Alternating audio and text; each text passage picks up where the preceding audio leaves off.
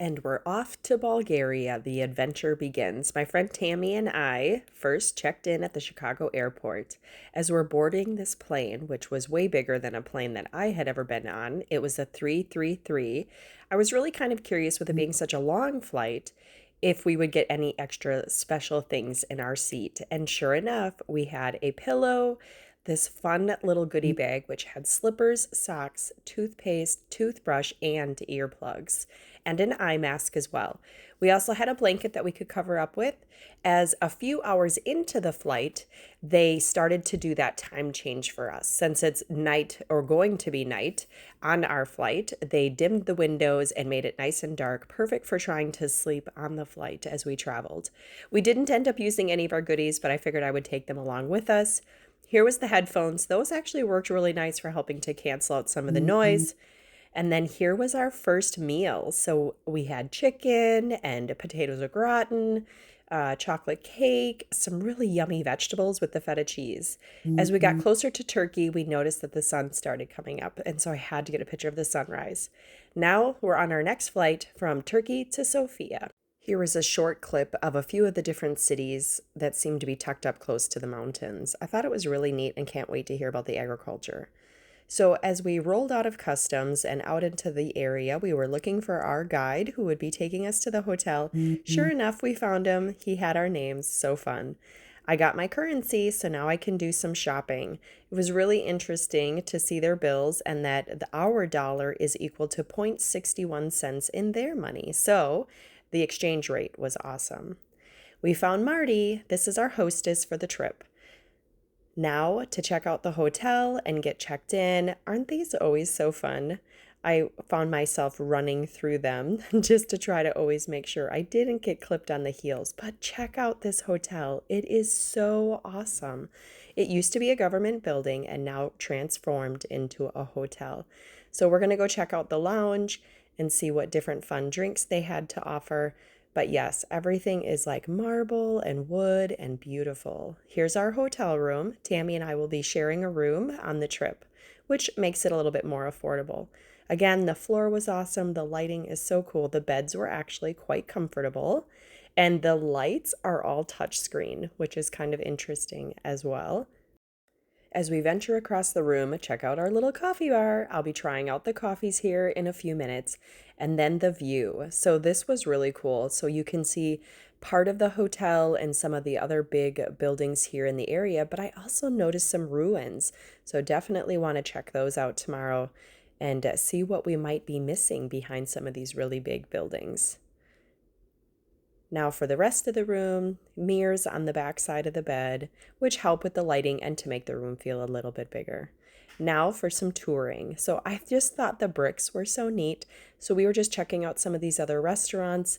And again, I just wanted to catch the brick artwork and just how it kind of, moves into a lot of these outdoor eating areas. And we did find that the outdoor eating areas are smoking areas, whereas the inside was smoke-free. Here's our lunch that we decided to try today, and then we noticed some really neat artwork on a lot of the buildings. So graffiti seemed to be kind of a fun thing there, so I thought I would capture an image for you. And then also these streets, so many one-way streets where people park on one side and there's just barely enough room for another vehicle to drive by. And of course, roses everywhere, so many fun little parks and things like that. Here's some of my goodies I picked up so far. And of course, had to get a picture on the marble stairs with Tammy. Now for dinner. So we ate at this really unique restaurant that's pretty traditional for this area. To me, it kind of had like a Norwegian, Viking vibe to it. Very woody, as far as the wood. Everything is served on wood, which was interesting. The floors are all brick. And it's neat too, like everything is open. There's like no screens, very few like the doors just stay propped open. So that was kind of interesting as well. Everybody speaks pretty decent English, so at least we can communicate really well with everyone. And I thought the table decor was kind of neat in here too. You had like that red fabric placemats.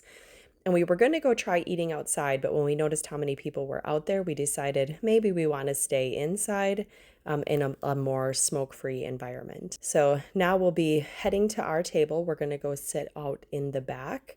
but just thought I would show you a little bit more of like the wood carvings and different, things that we kind of noticed in the restaurant that you definitely can't take in all at one time. So being able to go back and watch this video, picking out a few more of those little details that we may have missed when we came in the first time.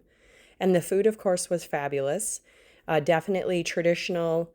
The menus were wood, which was also kind of cool. So that was like their top picks of what people tend to order. But here's the wooden menu. So it had a wooden front and back, was tied together with string in the middle. And of course, everything is written in Bulgarian, but most of the places, and even this one, had like a little English explanation at the bottom. So you could at least get a general idea of what you were ordering and what you may not have wanted to order. So there was definitely a lot of variety of foods that you could order here. I think I'll just stick to chicken. Although we did try this lamb soup, again, served on a wooden board, and it was really good. I ordered just bread, and I was shocked it came out as like a whole loaf. But then this chicken one looked really good. So that long piece is like a chicken skewer, and it had different piles of coleslaw. Marty ended up ordering salmon. And then it had like a salsa type, not salsa, like a marinara kind of with it as well. I pretty much just ate the chicken and the coleslaw, and I was full. And then here's downstairs. So they have like a little wine cellar down here, and they also serve down here. It was definitely much cooler down here. And of course, we had to kind of check this out as well. And I just think if you're going to be in Sofia, Bulgaria, this is definitely a fun restaurant to check out and enjoy some fun new memories with it. And then, of course, there's this really awesome shopping strip that you can just walk blocks and blocks and blocks, and it's all shops. So I saw the candy store, thought of my kids right away. And of course, it was after dinner, so I was kind of hungry for some ice cream. So I decided to try the gelato here at the Hansel and Gretel candy shop. But like, check out all the candies. And they had such fun decor in here too. Definitely childlike. Just makes you kind of, go back into those cartoon Disney days where you just want to enjoy some of that fun fantasy type world.